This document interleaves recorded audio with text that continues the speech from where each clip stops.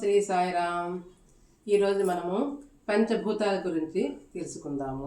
పంచభూతాలు అంటే ఏంటి? భూమి, నీరు, వాయువు, అగ్ని, ఆకాశము. వీటిని పంచభూతాలు అంటారు.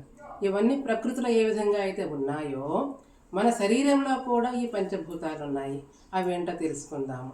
మొదటిది ఏంటి? భూమి. భూమి అంటే శరీరము.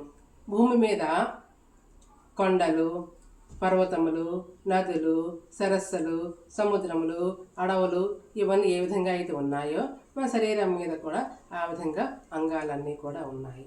తర్వాతది నీరు. భూమి మీద 3 వంతులు నీరే ఉన్నది. అదేవిధంగా మన శరీరంలో కూడాను నీరు రక్తం రూపంలో ఉన్నది. తర్వాతది అగ్ని. అగ్ని ఏ విధంగా అయితే మనకి భూమి మీద ఉందో మన శరీరంలో కూడా అగ్ని ఉంది. దాన్నే జఠరాగ్ని అంటారు. ఈ జఠరాగ్ని వల్లనే మనకి జీర్ణ వ్యవస్థ పనిచేస్తుంది. వాయువు. మన చుట్టూ గాలి ఉంది. గాలి లేకపోతే మనం ఉండలేము. అదేవిధంగా మనలో కూడా గాలి ఉంది. దాన్నే శ్వాస అంటారు. ఆ శ్వాస కానీ ఆగిపోతే ఆ జీవి ఇంకా లేడు అంటారు. తర్వాతది ఆకాశము అంటే శూన్యము. మన శరీరంలో కూడా శూన్యమైనటువంటి కొంత భాగం ఉంటుంది.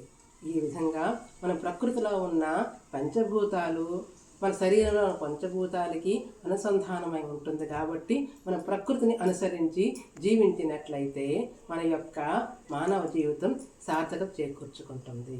జై సాయిరామ్.